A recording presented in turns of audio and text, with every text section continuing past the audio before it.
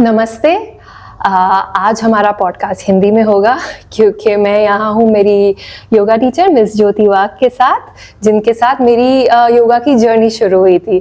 तो मेरे पहले के जो पॉडकास्ट है सब इंग्लिश में है और मैं जिम में हमेशा रहती हूँ, तो मैंने सोचा इस बार कुछ डिफरेंट करेंगे।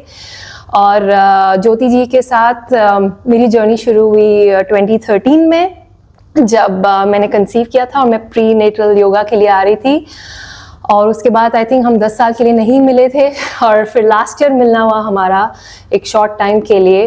तो मेरे मन में उस टाइम से था कि मुझे योगा के बारे में लोगों को बताना है, और क्योंकि योगा ने मेरी लाइफ चेंज कर दी थी। वो जो थोड़ा टाइम जो भी मैंने किया था तभी और उसके बाद एक दो बार, तब मेरी हेल्थ एक अलग लेवल पर चली गई थी। मुझे कोई जो भी हेल्थ प्रॉब्लम्स थे पूरी लाइफ वो थे ही नहीं उसी टाइम पे। तो इसलिए मैं ये कॉन्वर्जेशन बाहर लोगों तक लाना चाहती थी। और पहले तो मैं ये जानना चाहूँगी कि आप कौन से टाइप का योगा सिखाती हैं, आपका थोड़ा बैकग्राउंड, और आजकल जो योगा के बारे में लोग सोच रहे हैं, कहीं ना कहीं ऐसे लग रहा है कि लोग मिसलीड हो रहे हैं। ओरिजिनली योगा क्या था, हमारा एंशिएंट योगा क्या था और आज उसका क्या बनाया जा रहा है। मेरे लिए योगा जहाँ तक मैंने पढ़ा है एक यूनियन है माइंड बॉडी सोल का, पर आई थिंक कहीं वो एलिमेंट मिस हो रहा है, इसलिए उसके अराउंड मिसकंसेप्शंस हैं, लोगों में डर भी बैठ गया है। तो इस चीज़ पे ये जो है थोड़ा आप लाइट डालें, और आपके लिए योगा क्या है ये आप प्लीज़ बताइए aunty. Thank you very much for coming on this show. Thank you so much. नमस्ते, सबको प्रणाम। और सही में आज मैं अपने आप को धन्य महसूस कर रही हूँ क्योंकि साची के ज़रिए मुझे योग की कुछ बातें और अपने मन की बातें कहने का अवसर मिला है। तो साची ने मुझे पूछा कि किस टाइप का योग आप करते हो।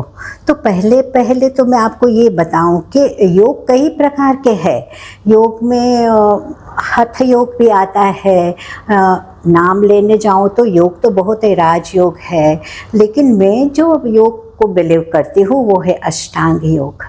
तो अष्टांग योग में क्यों बिलीव करती हूँ? हाँ, एक बात और मुझे यहाँ मेंशन ज़रूर करनी पड़ेगी साची, कि जो आसन हम करते हैं ना वो ज़्यादातर आसन हठ योग के आसन होते हैं। लेकिन अष्टांग योग जो है उसमें भी आसन आते हैं, लेकिन उसमें शुरुआत में कुछ और स्टेप्स हैं, जिसमें पहला स्टेप मैं बताऊँ तो वो है यम। यम यानी कि हमें जीवन में क्या क्या करना चाहिए। अहिंसा, सत्य, अस्तेय, अपरिग्रह और ब्रह्मचर्य। स्पेशली मैं ये कहूँ कि क्या क्या करना चाहिए, नहीं क्या क्या नहीं करना चाहिए। हिंसा नहीं करनी चाहिए, झूठ नहीं बोलना चाहिए, सबके साथ फेथफुल रहना, किसी के साथ कौन सा वर्ड में चीटिंग नहीं करनी चाहिए, वो है फेथफुलनेस। तो इस तरह के 5 शुरुआत में यम के स्टेप्स हैं जो अष्टांग योग में ही है, हठ योग में नहीं है।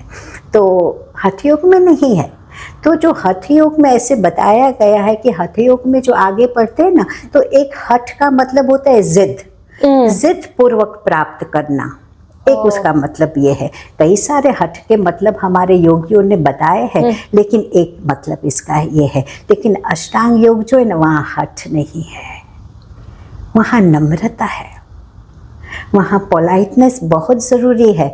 तो अष्टांग योग की बात हुई कि हम जो मैं बिलीव करती हूँ वो अष्टांग योग है, लेकिन योग के पहले स्टेप को पहले नहीं अपनाया जा सकता, पॉसिबल ही नहीं है। हम योग शुरू करेंगे यानी हमारे माइंड में है कि पोस्चर करना है, एग्जैक्टली प्राणायाम करना है, मेडिटेशन करना है, लेकिन मेडिटेशन का मतलब हम और आप शायद नहीं जानते हैं। मेडिटेशन बहुत ऊंची चीज़ है, लेकिन अभी तो जो हम बात कर रहे हैं वो योग की ये बात कर रहे हैं कि आजकल योग कहाँ जा रहा है जी। तो आजकल जो योग है ना, माफ़ करना मुझे, लेकिन मुझे कहना पड़ेगा कि सिर्फ अंग मरोड़ कर दिया वो योग नहीं है। अंग मरोड़ सर्कस नहीं कर रहे हम योग कर रहे हैं। और योग का एक मतलब है जोड़ यानी हमें अपने आप के साथ जोड़ना, हम पूरी दुनिया से तो जुड़ चुके आज मीडिया के ज़रिए, लेकिन खुद के साथ नहीं जुड़ पाए हैं। तो योग जो है ना, वो अपने आप के साथ जोड़ना है। तो अपने आप के साथ जुड़ना कब होगा? जब सिर्फ फ्लेक्सिबिलिटी बढ़ाने के लिए हम आसन नहीं करेंगे। हाँ, फ्लेक्सिबिलिटी ज़रूरी है, शरीर की ज़रूरी है, बराबर है, लेकिन हम में से कितने लोगों ने सोचा कि मन भी फ्लेक्सिबल होना चाहिए? बिल्कुल भी नहीं। हमने किसी ने नहीं सोचा कि जितनी फ्लेक्सिबिलिटी हम शरीर की होके खुश हो जाते हैं, क्या मन हमारा इतना फ्लेक्सिबल हुआ है? क्या कुछ बातें ऐसी है हमारे आसपास जुड़ी हुई जिसको हमें नहीं अपनाना चाहिए और हम अपना लेते हैं, और जो अपनानी चाहिए वो नहीं अपनाते हैं? तो वो मन की जो फ्लेक्सिबिलिटी होनी चाहिए कि कहाँ हमें अपने आप को एडजस्ट कर लेना है, कहाँ अपने हमें खुद को रोकना है, वो अगर नहीं आया तो हमने योग नहीं किया। क्या अच्छी बात बोली आंटी, मुझे एकदम दिल पे टच कर गई। लाइक मैंने कभी ऐसा नहीं सोचा। और योग, थैंक यू साची। और दूसरी बात ये कि योग जो है ना, वो सिर्फ 1 घंटा हम निकालते हैं हफ्ते में 3 बार, या रोज़, या आधा घंटा, जो भी बोलो। तो हम सोचते हैं कि हम तो 3 साल से योग कर रहे हैं, या तो हम 5 साल से योगा कर रहे हैं, हफ्ते में 3 बार हम रेगुलर कर रहे हैं। वो बात सही है, लेकिन उसके बाद हमारे स्वभाव में क्या बदलाव आया? अगर स्वभाव में बदलाव नहीं आया तो वो सिर्फ इस शरीर के स्ट्रेचिंग के लिए ही हमने किया। और हाँ, कुछ सही बात है कि इससे कुछ एलिमेंट्स जो है, कुछ तकलीफ़ें हैं, वो दूर होती ही है। जैसे आपको मैं बताऊं कि अगर कोई लेडीज़ की कुछ भी प्रॉब्लम है तो भुजंगासन रेगुलर करने से फ़ायदा मिलता है। कुछ शुगर की तकलीफ़ वाले जो लोग आते हैं तो उनको वो कुछ स्पेशल आसन करा के डायबिटीज़ की तकलीफ़ में फ़ायदा हो सकता है। लेकिन जो चीज़ें हमें मन के द्वारा बदलनी है, वो हाँ, हो सकता है कि कोई सत्संग हम सुन रहे हैं या कोई योग का क्लास हमने ज्वाइन किया है, तो कभी कभी मेडिटेशन के समय इस तरह की थोड़ी सत्संग जैसी बातें हो जाती है कि हमेशा सत्य बोलना चाहिए या सबको माफ़ कर देना चाहिए। अच्छी लगती है ये बातें और लगता है अपनानी चाहिए। लेकिन अगर हमने सोचा कि आज से हम झूठ नहीं बोलेंगे, आज से हमेशा सत्य बोलेंगे, तो 4 दिन, 8 दिन, 15 दिन, 1 महीना चलेगा शायद, सत्य बोलना शायद चलेगा। लेकिन अगर थोड़ी सी हमारे स्वार्थ की बात आ गई ना, तो हमारा जो स्वार्थी मन भीतर बैठा है ना, जो बदला ही नहीं है, वो हमें भीतर से बोलेगा कि इतना झूठ बोल दो तो काम हो जाएगा, और हम ऐसे झूठ बोल लेते हैं। सही बात और फिर उसका हमें कॉन्शियस भी नहीं रहता क्योंकि उससे हमें कुछ फ़ायदा हो गया। लेकिन योग करते करते अगर सत्य स्वभाव बन जाए तो झूठ निकलेगा ही नहीं। अगर सत्य स्वभाव बन गया तो समझ लो हमने सच्चा योग किया, नहीं तो सिर्फ हमने अंग मरोड़ किए।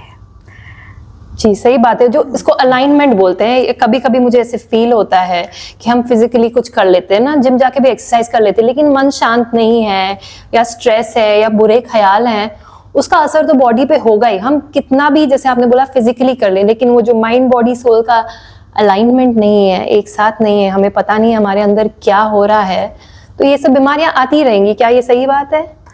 बिल्कुल सही बात है साची, क्योंकि जब तक हमने मन को नहीं जोड़ा, आसन तो हमने कर लिए, पोस्चर तो हमने कर लिए, लेकिन जब तक उसमें साथ में मन नहीं जुड़ा तो वो चीज़ अधूरी रह गई। समझ लो कि मैं एक आपको एग्जाम्पल दूं कि योग ऐसे कहता है कि कोई भी कार्य करते हुए उसमें 3 चीज़ें जुड़नी चाहिए जी। कर्म, मुझे वो सही शब्द नहीं आ रहा है, लेकिन ज्ञान होना चाहिए, कर्म होना चाहिए, और साथ साथ में भक्ति होनी चाहिए। तो कर्म, भक्ति और ज्ञान का जब समन्वय होता है तभी सच्चा योग बनता है। समझ लो हम खाना बनाना चाहते हैं, खाना बनाना चाहते हैं, हमें हमारे परिवार के लिए बनाना भी है, प्रेम भी है, लेकिन ज्ञान ही नहीं है तो बनाना ही नहीं नहीं आता है तो जी। अधूरे रह गए। Yeah. तो इसी तरह जब योग का आसन करते हैं तो योग का आसन करते हुए बॉडी तो चलो चला ली, यहाँ पे हमने कर्म तो कर लिया, लेकिन साथ में अगर हमने भक्ति को नहीं जोड़ा तो, प्रेम को नहीं जोड़ा तो अधूरा रह गया। तो प्रेम ज़रूर जोड़ना चाहिए, यानी कि समझ लो हम, जैसे मैं बता रही थी कि आधा घंटा 1 घंटा हम योग करते हैं, लेकिन अगर मन नहीं बदला है तो वो योग नहीं रहा। और एक बात और कि सिर्फ फिजिकली एक्सरसाइज हमने कर ली और हम सेटिस्फाइड हो गए कि हमने योग किया, एक्सरसाइज जिम या योगा या जो भी, तो हम सोचते हैं कि योग हमने कर लिया, लेकिन अगर हम मन नहीं जोड़ पाए उसमें तो वो योग नहीं रहा। क्यों नहीं रहा? क्योंकि उससे स्वभाव में तो बदलाव आया ही नहीं। तो सुबह से लेकर रात तक के कार्य को योग बनाना है। सही बात है। सुबह से लेकर रात तक का जो काम हम करते हैं उसमें मन, भक्ति, कर्म और ज्ञान तीनों अगर जुड़े हैं तो वो योग बन गया। आपको अलग से बैठ के योग करने की ज़रूरत नहीं। अगर स्वभाव में बदलाव चाहिए, अगर क्या सही है क्या गलत है उसकी पहचान करनी है, तो सुबह से लेकर रात के हर कार्य को योग बनाना सीखें। और वो योग तब ही बनेगा जब आपने कर्म के साथ भक्ति जोड़ी, यानी कि प्रेम जोड़ा, और उसके साथ आपने ज्ञान जोड़ा। बिना ज्ञान के अधूरा है। अभी अंग मरोड़ तो समझ लो हमने कर लिए, लेकिन वो कभी अंग मरोड़ करते करते जिसकी बैक में कुछ तकलीफ हो जाती है या नेक में तकलीफ हो जाती है, तो वो ज्ञान अधूरा है। बिल्कुल, बहुत ही ब्यूटीफुल बात कही है आंटी। ये मैंने मेडिटेशन के बारे में भी सुना है, लेकिन बहुत लोग मेडिटेट करते हैं क्योंकि कभी ट्रेंड हो जाता है कि चलो करना है, आधा 1 घंटा बैठ गए। क्योंकि मैंने तो बहुत किया हुआ है, लेकिन वो मैंने रियलाइज किया जब तक मुझ में वो फर्क नहीं आ रहा था मेडिटेशन करके, या गुस्से में मैं कॉन्शियस नहीं हो रही थी कि क्या कर रही हूँ या क्या बोल रही हूँ, अपने उस पर कंट्रोल नहीं था, अवेयरनेस नहीं थी, तो उस मेडिटेशन का कुछ फायदा ही नहीं था। अब मुझे समझ आ रहा है, थोड़ा टाइम लगता है, और स्पेशली हमारा जब ईगो होता है तो बहुत डिफिकल्ट होता है एक्सेप्ट करना कि मुझ में गलती है, या और आई थिंक आपने जो ये बात कही, अवेयरनेस होना बहुत ज़रूरी है, वो कनेक्शन चाहिए अपने अंदर। तो आई थिंक योगा का भी वही चीज़, वही मीनिंग है जो आज तक मुझे भी इतना पता नहीं था। क्योंकि मैं सोचती थी आंटी, जैसे मैंने आपको पहले बताया कि मैंने देखा है कि बहुत लोग योगा कर रहे हैं लेकिन फ़र्क नहीं आ रहा। हम लोग प्रे करते हैं, मेडिटेशन, बहुत सारी चीज़ें, एक्टिविटीज़ करते हैं, लेकिन वो चेंज नहीं दिख रहा है लोगों में। और वही बात आई थिंक बहुत अच्छी तरीके से आपने टच की। ये दूसरी चीज़ है कि लोगों के मन में डर बैठ गया है कि योगा करने से लोग सोचते कि बीमारी हो ही नहीं सकती, विच आई डोंट थिंक कि सही बात है। तो आप थोड़ा उस पर टच करेंगे, कुछ मिसकंसेप्शन है या कुछ मिथ है या कोई डाउट है लोगों के मन में योगा को लेकर, आपको क्या लगता है कि क्या प्रॉब्लम हो सकती है अगर ऐसा कुछ है? तो वही बात कि जब हम कहीं योग सीखना चाहते हैं और योग करने के लिए तो हम खोजते हैं कि कौन से इंस्ट्रक्टर के पास जाएं, कहाँ हमें अच्छा मिलेगा, और वो भी सोचते हैं कि इकोनॉमिकली कहाँ हमें सही लगेगा। तो दोनों बातें हैं। तो कभी कभी ऐसे होता है कि हम किसी के कहने पे कहीं भी समझो योग ज्वाइन कर लिया, आप पोस्टर्स को देख लिया अंग मरोड़ वाले, और हमने सोचा अरे ये तो इंस्ट्रक्टर बहुत अच्छे, लेकिन साथ साथ में हमारा अपना भी डेडिकेशन क्या है वो ज़रूरी इसलिए है क्योंकि एक बात जब हम लोग योग शुरू करते हैं ना, तो हम एक प्रार्थना करते हैं जो है ओम सहना भवतु सहनौ भुनक्तु सह वीर्यं करवावहै माँ विद्विषावहै। तो जो इसका जो पर्पस जब मैं प्रार्थना करती हूँ और मैं अपने स्टूडेंट्स को बताती हूँ, बस एक ही जो सेंटेंस है उसको दिमाग में रखें, माँ विद्विषावहै। माँ विद्विषावहै यानी मेरे और आपके बीच में कोई द्वेष न रहे। और द्वेष का एक बहुत ही थोड़ा सा आगे जाके एक डीप मतलब अगर मैं समझाना चाहूँ तो वो ये है कि अपनी बुद्धि का दुरुपयोग नहीं करना। अगर हम अपने आप को भीतर से हम सब जांचेंगे, अगर डीप में थोड़ा जाएंगे तो हमें पता चलेगा चित्त क्योंकि भीतर बैठा है ना, वो हमेशा बताता है कि ये गलत है, ये मत करो, ये गलत है, ये मत करो। लेकिन हम इसलिए नहीं सुनना चाहते क्योंकि इस मन को ट्रेन नहीं किया है, और मन को ट्रेन अगर नहीं किया है तो हम कहीं भी योगा जाके करें, सही बात है आंटी। कहीं भी योगा जाके करें, जी। 10 साल करें, 20 साल करें, लेकिन हम वहीं के वहीं इसलिए रहेंगे, माँ विद्विषावहे। जो कराने वाला है वो भी और जो करने वाला हो वो भी, द्वेष न रहे दोनों के बीच में। यानी बिल्कुल सिंपल अगर इसका मतलब बताऊं, कोई डाउट न रहे। जैसे आप मेरे पास योग करते हो, आपको कोई डाउट आता है, इमीडिएटली आप पूछ लो कि मुझे ये डाउट है। मन में रख के अरे ये तो ऐसे कराते हैं, इसको तो इससे तो ये हो जाएगा, इससे तो यही डर पैदा करता है। जो क्वेश्चन आपने पूछा वो ये है कि द्वेष रखने से डर आता है। क्योंकि डाउट्स हमें आते हैं, लेकिन उस डाउट्स को हम भीतर ही भीतर रखते हैं, हम क्लियर नहीं करते। तो हमेशा जब ये हम योग करने बैठते हैं तो हम योगा तो कर रहे हैं, लेकिन हमें डाउट वही है कि कहीं ये करने से ये तो नहीं हो जाएगा, कहीं ये टीचर थोड़ा अपने फायदे के लिए ऐसे तो नहीं कर रहा है। तो ये सब द्वेष है। तो वो द्वेष दूर होने चाहिए। जब द्वेष दूर होते ना तो डर दूर होता है। मेरा ऐसे मानना है कि फियर जो है ना वो, और फियर के साथ में अगर एक बात और बोलूं तो वापस मैं बोलूं कि सत्य जुड़ा हुआ है। जब सत्य है तो फियर नहीं है। पहले तो हमें ये सोचना है कि सत्य जो है ना वही ईश्वर है, वही सब कुछ है, उसका कोई आकार देखने की भी जरूरत नहीं। हम सच बोल रहे हैं तो जो योग बताता है, जो हमारे शास्त्र बताते हैं, वो ये बताते हैं कि जो सच बोलता है ना, हमेशा जो सच बोलता है ना वो निडर रहता है। क्योंकि झूठ एक ऐसी चीज़ है कि उस झूठ को क्लियर बताने के लिए हमें 10 झूठ और भी बोलने पड़ते और फिर याद भी रखने पड़ते। एग्जैक्टली। अगर वो झूठ बोलते बोलते हमने वो एक लिंक बना ली उस झूठ की, फिर पहला झूठ भूल जाते। एग्जैक्टली। तो सत्य को कपड़ों की जरूरत नहीं है। क्या बात कही यार। झूठ को आवरण की जरूरत है। अमेजिंग। झूठ आवरण एक के ऊपर एक पहनता रहता है, क्योंकि उसको अपना वो झूठ छुपाना है। सत्य को आवरण की जरूरत नहीं। सत्य सत्य है। सूर्य को आवरण की जरूरत है क्या? वो सत्य है जी। वो रोज प्रकट होता है हमारे लिए और सब कुछ देखता है। इसलिए हम बोलते हैं मित्राय नमः, ओम सूर्याय नमः, ओम मित्राय नमः। मित्र यानी कि हमारे साथ कौन होता है सुबह से शाम तक? वो मित्र है, वो सब कुछ देखता है, वो हमेशा हमारे साथ है। इतना दूर है लेकिन इतना दूर से हमारे जीवन को संभाल के रखा है उसने। ठीक है, ये एक और बात बीच में आ गई क्योंकि सत्य की बात आई। तो सत्य एक ऐसी चीज है कि शास्त्रों में बताया गया है कि जो हमेशा सच बोलता है ना, वो जो बोलता है सच हो जाता है।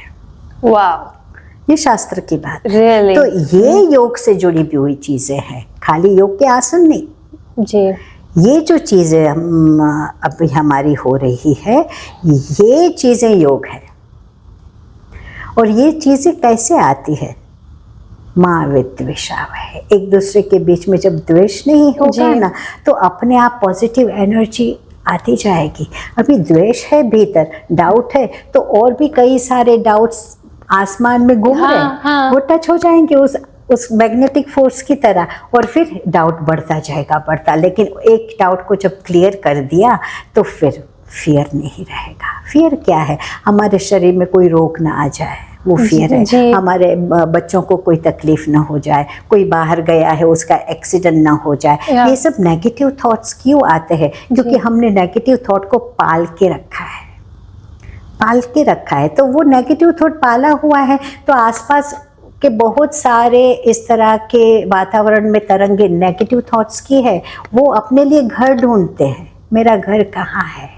फिर वो देखते हैं कि यहाँ है, फिर वो और भी यहाँ टच हो जाएंगे, और फिर हमारा डर और बढ़ता जाएगा, हमारा द्वेष और बढ़ता जाएगा, हमारा असत्य और बढ़ता जाएगा। तो ये चीज़ें, अगर आप बोलते हो कि हम कहाँ जा रहे हैं आजकल, तो हम इन चीज़ों से दूर जा रहे हैं। अगर ये चीज़ साथ साथ में नहीं आती है हमारे भीतर, जी। तो हम सिर्फ अंग मरोड़ कर रहे हैं। और मेडिटेशन की बात आपने बीच में उठाई कि जी। मेडिटेशन, तो मेडिटेशन एक ऐसा शब्द है, देखो अष्टांग योग के हिसाब से हम बोले ना, तो ये 7वां स्टेप है।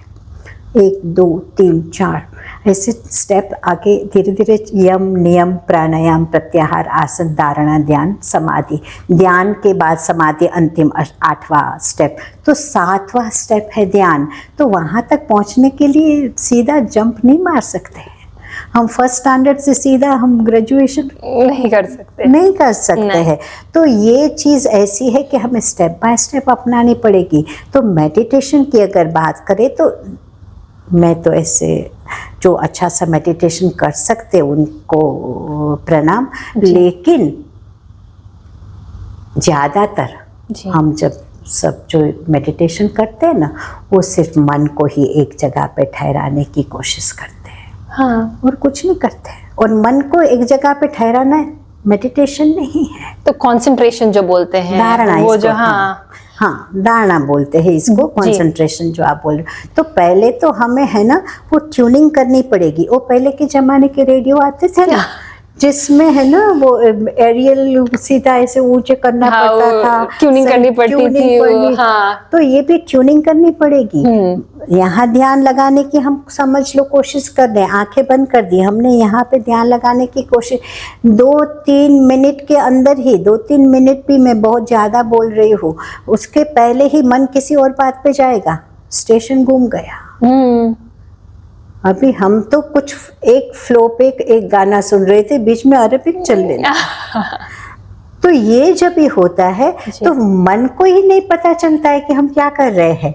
फिर वो उसके पीछे जा रहे हैं और हम तो खाली बैठे हैं और आधे घंटे के बाद उठ जाते हैं और फिर बोलते हैं हमने आधा घंटा मेडिटेशन किया।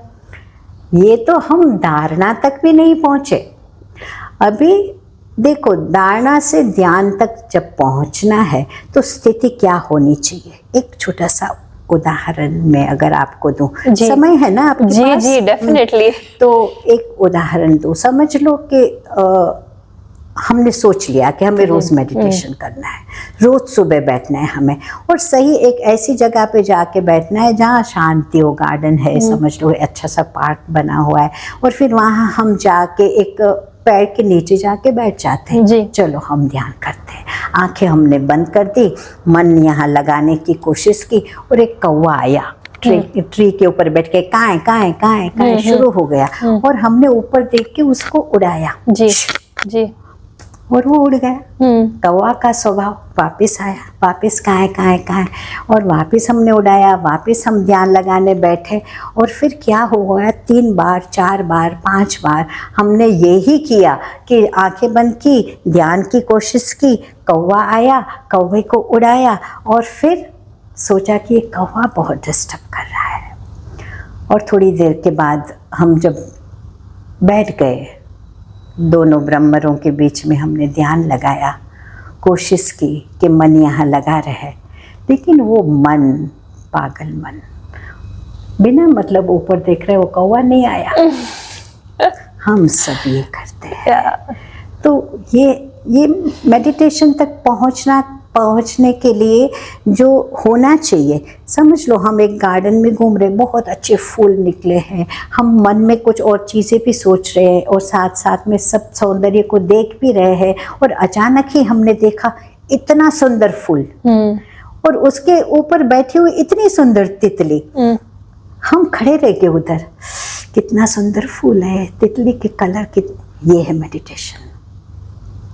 सब बातों से मन हट गया, सिर्फ एक ही स्थान पर लग गया। और मेडिटेशन कोई 1-2 घंटे करने की चीज़ नहीं है। अभी समझो आप 10 मिनट में आंखें बंद करके बैठोगे, उसमें से अगर 2 मिनट भी सही ट्यूनिंग हो गई ना, सही स्टेशन बजने लगेगा, खुद पता चलेगा ये मेडिटेशन है। जी आंटी, वो पूरा दिन फिर ऐसा जाता है, क्योंकि मैंने वो एक्सपीरियंस किया है, और आजकल लोग बोलते भी हैं कि उस लेवल तक पहुंच जाते हैं। लोग बोलते हैं मेडिटेशन मेडिटेशन, बट मेडिटेशन एक, जैसे आपने बोला, फुल डे का होना चाहिए। लाइक अगर मैं इस मोमेंट में हूँ, मैं खाना बना रही हूँ तो सिर्फ खाना बना रही हूँ, किसी और की चीज की नहीं सोची। जब मैं ऑफिस में हूँ, मैं कोशिश करती हूँ और उसमें मेरी इतनी एनर्जी सेव हो जाती है, इतना तो मैं ऑफिस में बैठी हूँ, सिर्फ ऑफिस का कर रही हूँ, ये नहीं सोची बच्चे स्कूल में क्या कर रहे। लेकिन जब मैं घर आई हूँ तब ऑफिस का नहीं सोचना या किसी नेक्स्ट चीज का नहीं सोचना। बिल्कुल, शायद यही मेडिटेशन है। बिल्कुल सही है, ये आप जो बोल रहे हो ना, वो बिल्कुल सही बात है। जो कार्य कर रहे हो, इस बात वापस आई, कर्म, भक्ति और ज्ञान, तीनों का समन्वय। और तीनों का समन्वय, अभी आपके साथ मैं बातें कर रही हूँ और मेरा हाथ उठ रहा है, मैं आपको देख रही हूँ, मैं अपने आप को भी देख रही हूँ, ये मेडिटेशन हो गया जी।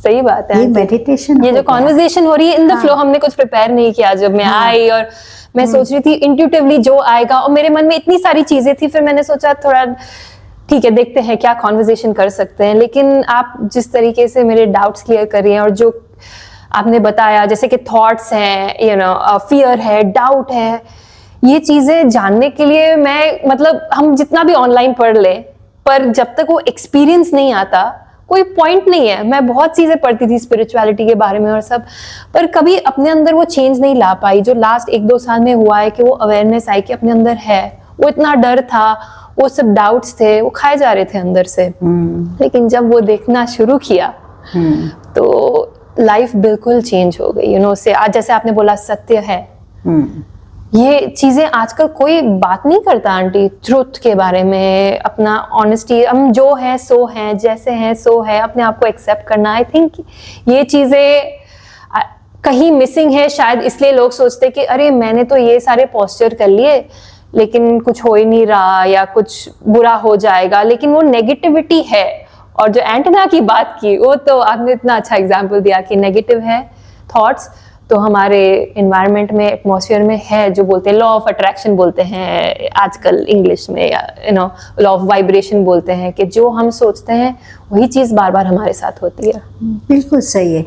स्वामी विवेकानंद ने कहा है, जैसा हम अपने बारे में सोचेंगे वैसे हम हो जाएंगे, और दुनिया भी हमारे साथ वैसे होती है। आंटी, मेरा ये एक्सपीरियंस भी रहा है, जो मैं मेरे बारे में जब बुरा सोचती थी तो आसपास भी ऐसे अट्रैक्ट हो रहे थे लोग, जो वही चीज वापस रिकन्फर्म कर रहे थे, जो मेरा बिलीफ है, जो हम अगर अपने साथ बुरे हैं तो दुनिया भी ऐसे हो जाती है, और हम हमारे साथ जैसे हैं अच्छे हैं, हम हमारे बारे में जो भी सोचते हैं, तो अगर आसपास कुछ बुरा हो भी रहा है वो हमें अफेक्ट नहीं होगा। अफेक्ट नहीं होगा, बिल्कुल सही बात है। और इसमें बिलीव करना, मंत्र भी काम करते हैं। जैसे आपने फियर की बात की ना, तो मैं आपको एक बात और भी बता सकती हूँ कि मंत्रों का बार बार जाप करने से, वापिस थोड़ा सा ये बात योग के आसन से हट रही ही है, प्लीज, नो प्रॉब्लम आंटी। योग यही योग है। मंत्र योग भी एक बहुत बड़ा लंबा योग बताया गया है।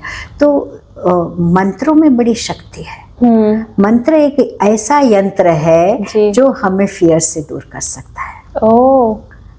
मैं बिल्कुल सही बता रही हूँ आपको कि मंत्र का रेगुलर जाप करने से वो एक ऐसा यंत्र है कि हमारे झूठ को, हमारे हिंसा को, हमारे असत्य को, सबको खत्म कर सकता है। तो योग करते करते तो होता है, जैसे मैंने शुरुआत में बताया कि कई प्रकार के योग है, तो उसमें एक मंत्र योग भी बताया गया है। really? तो मंत्र योग में ये बातें समझाई गई है कि मंत्र क्या है।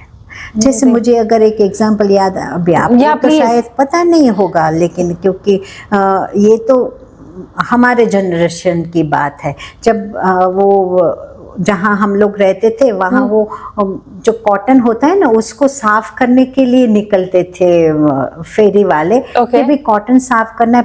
फिर वो ट्रेन इसका कॉटन का जो एक साफ करने का उनके पास इंस्ट्रूमेंट होता था, वो ऐसे बजाते थे और बोलते थे भी किसी को रुई यानी कि कॉटन साफ कराना है। तो जैसे वो यंत्र से कॉटन साफ होता था ना, वैसे ये जो मंत्र है ना, वो एक ऐसा यंत्र है कि भीतर का जो मैला हो गया है ना हमारा मन जी, उसको साफ करता है। अमेजिंग। तो फिर इसमें आप कोई भी मंत्र ले लो, जो भी मंत्र आपको पसंद हो, एक पसंद कर लो और फिर उसका रेगुलर जाप करो। क्योंकि पूरी दुनिया में कई जगह पे हवन होते हैं, मंत्र होते हैं। तो जैसे ही आपने मंत्र बोला, जी। वो मंत्र के जो शब्द है, अक्षर है, वो वातावरण में फैल गए। और उसी तरह के मंत्र जहाँ वो भी आकाश में घूम रहे वो शब्द, वो आपके मंत्र के शब्दों के साथ आके आपके भीतर उतरेंगे। और ये शक्ति भीतर ही भीतर आपकी क्या बढ़ाएंगे? अहिंसा, सत्य, अस्तेय, अपरिग्रह, ब्रह्मचर्य, जो योग का पहला स्टेप मैं बार बार आपको मेंशन कर रही हूँ। ये जरूरी है, वाह, योग के आसन के साथ ये जरूरी है।